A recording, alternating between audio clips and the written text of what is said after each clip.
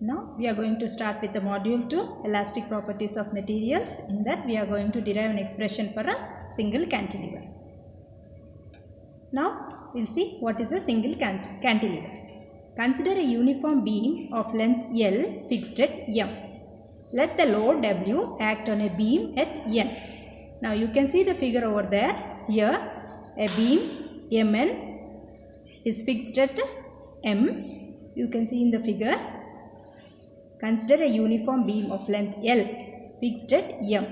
Let the load W act on a beam at N. Consider a point P on free beam at a distance x from the fixed end, which will be at a distance of L minus x from N. That means total beam is of length capital L, and we are going to consider a point P at a distance x from M. So Pn becomes L minus x.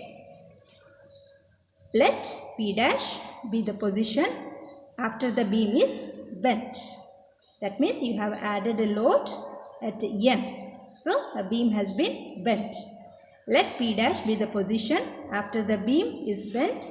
Therefore bending moment is force into perpendicular distance. The force which we have applied is W and perpendicular distance is L minus x. So let this be equation 1.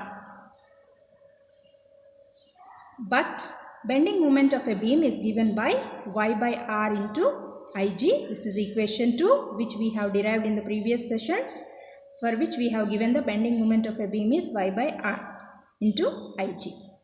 Therefore, from equation 1 and 2, Y by R into Ig is equal to W into L minus x, equating the equations 1 and 2. Now rearranging the terms, 1 by R is equal to W into L minus x divided by Yig. Let this be equation 3.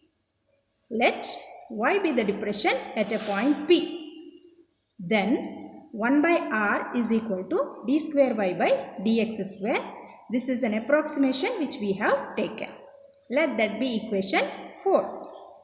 What is R here is capital R, where R is the radius of the circle to which the bent beam becomes apart from 3 and becomes apart. From the equations 3 and 4, if you look at the equations 3 and 4, both LHS are equal, so we equate the RHS of 3 and 4. Now, if we equate the equations of 3 and 4, you are getting d square y by dx square is equal to W into L minus x divided by Y into Ig. Now, rearranging the terms, that means second order differential, we are making it into first order differential, that is d by dx of dy by dx is equal to W into L minus x into L minus x divided by Yig. Therefore, it is cross multiplying. Take the dx to the right hand side. So, d of dy by dx is equal to W by Yig into L dx minus x dx. Now, integrating on both sides, what you are be getting? D by dy by dx is nothing but dy by dx, that is equal to W by Yig into Lx minus x square by 2 plus C1. Let us name this equation as 5. Now here we have given C1 as constant of integration.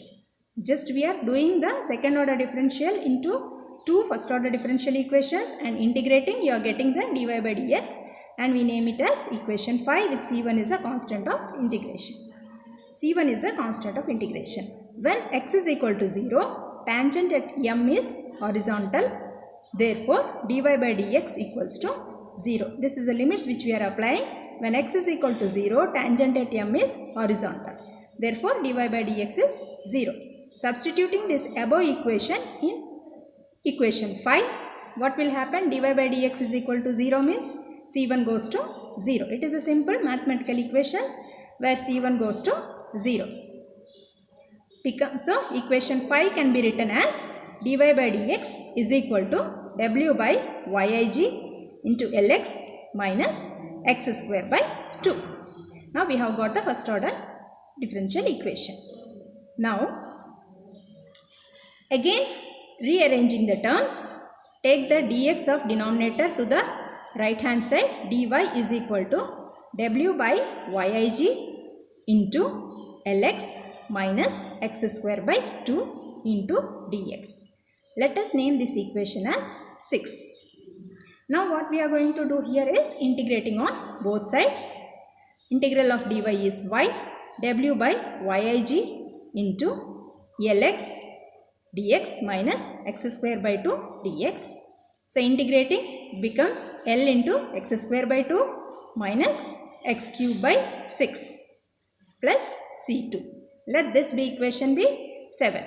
Here C2 is a constant of integration.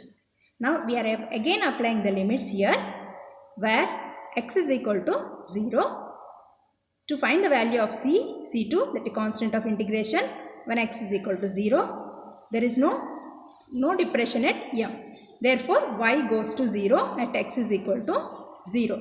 Substituting this value of y equals to 0 at x is equal to 0 in the equation 7, if you LHS becomes 0 and C2 goes to 0. Now we have calculated, we have got the value of C2 applying the limits at x is equal to 0. We have found out that y equals to 0 as there is no depression at m.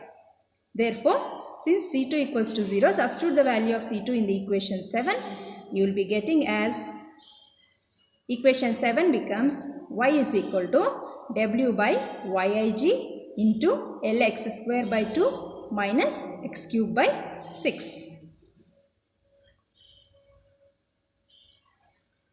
Now at loaded end, y equals to y naught at x is equal to L. That means at loaded end, these are the limits which we are giving. At loaded end, y equals to y0 at x is equal to L. Therefore, y naught is equal to w by yig into L cube by 2 minus L cube by 6. As we have substituted the value of x is equal to L in the previous equation. Now, depression produced at the loaded end is equal to y naught, that is equal to w L cube by 3yig. Let that be equation be 8. This is a simple calculations which we have got from the above equation. L square by 2 minus L cube by 3, L cube by 2 minus L cube by 6. Taking the LCM, you will be getting as L cube by 3. So multiply it with w by yig, you will be getting the equation 8. Now the Young's modulus of the material of a single cantilever is y. We know that capital Y is the Young's modulus. Y is equal to, rearranging the terms of the equation 8. What you can have it is w L cube by 3yi naught into ig. Let us name this equation as 9.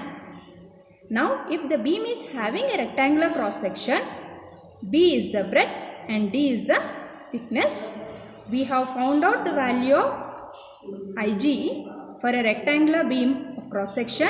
We have already derived ig is equal to BD cube by 12.